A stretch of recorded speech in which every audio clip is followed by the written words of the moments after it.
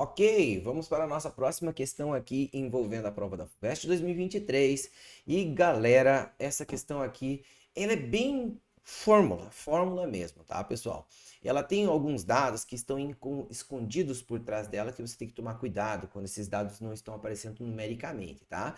Então, se você não conhece nosso projeto, não deixe de dar o like aqui, não deixa de seguir o canal, porque diariamente está saindo questões de resolução em diferentes áreas. Nessa nossa situação aqui, nós estamos falando sobre a nossa eletrostática. Bom, nessa nossa questão ele fala para você sobre o fato do Brasil ser recordista mundial em queda de raio, com uma estimativa de 70 milhões de eventos desse tipo por ano. Nossa, até me assustei quando eu vi isso. Nossa, é muito mesmo, tá? E uma descarga elétrica dessas pode envolver campos elétricos na ordem de 10 kV. Olha aqui o nosso dado escondido aqui de forma literal, né? Então vamos anotar o nosso campo elétrico, 10, mas cuidado, o campo elétrico não é apenas em kilovolts, ele é kilovolts por metro ou volts por metro, certo? Em um deslocamento de 30 coulombs de carga, uma quantidade de carga consideravelmente grande, e por deslocamento de 30 coulombs de carga em 1 milésimo de segundo. Foi passado o tempo desse evento, 1 ms,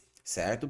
Com base nessas estimativas, assumindo que o campo elétrico como sendo constante ao longo de todo o seu processo, a potência associada a um raio de 10 metros de comprimento, perdão, 10 não, 100 metros de comprimento.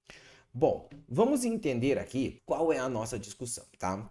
Quando nós estamos analisando na eletrostática, a energia que você tem em uma descarga elétrica, esse cálculo de energia, ele não é tão difícil. Vamos imaginar que eu tenho uma placa positiva e eu tenho uma placa negativa. Se eu quiser saber quanto de energia uma carga recebe ao saltar de uma placa para outra, eu tenho dois caminhos principais para eu poder fazer essa conta. Eu tenho que pensar que essa energia, ela vai ser igual a quantidade de carga que você carregou de um lado para o outro, multiplicada pela diferença de voltagem entre as duas placas. Vamos imaginar que uma placa tem 10 volts e a outra tem 100 volts. De 10 para 100, a diferença são 90 volts, né? Então a gente vai ter multiplicada pela voltagem entre as duas placas, ou pelo que a gente chama de diferença de potencial entre as duas placas, o que a gente chama de delta V em alguns vestibulares do Paraná. Alguns materiais usam como U, sendo a diferença de voltagem entre essas duas placas, tá? Só que tem um segundo caminho para você poder definir a quantidade de energia que ela ganha. Porque a voltagem entre essas duas placas, você pode calcular usando o campo elétrico multiplicado pela distância entre as placas. Ó, veja a unidade do campo elétrico, é volt por metro. Se você multiplicar dizendo aqui que são 100 metros, então você consegue definir a diferença de voltagem entre essas duas placas. Então dá para você fazer isso aqui. Essa energia sendo igual a carga multiplicada pelo campo multiplicado pela distância entre as duas placas. E isso é a quantidade de energia que uma carga ganha quando ela salta de uma placa para outra, certo? Ou a quantidade de energia que o teu sistema elétrico gasta, né, que fornece para essa carga ao fazer esse salto, beleza? E aí, o que acontece? Quando a gente pergunta qual é a potência, potência é energia por tempo. Isso é a definição de potência, energia por tempo. Então é só pegar esses caras e dividir aqui pelo tempo. E no caso, você teria aqui, ó, a equação que resolve o teu problema. Porque você sabe a quantidade de carga, certo? Você sabe qual que é o valor do campo elétrico, você sabe quanto tempo essa carga demora para realizar esse deslocamento e você sabe que a distância é de 100 metros, certo? Então, basicamente, é isso que nós temos que levar em consideração. Nós temos a carga, temos o campo, temos a distância e temos o tempo, certo?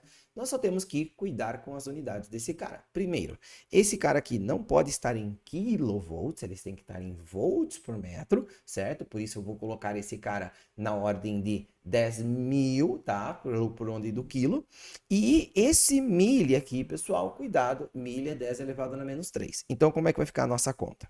A potência, que é nada mais nada menos que a divisão da energia com o tempo, será a quantidade de carga que se deslocou, 30 coulombs. O campo elétrico nessa região, cuidado, que ele tem ordem de quilo, então eu vou colocar aqui 1.000 aqui, então será 10.000, a distância que são 100 metros.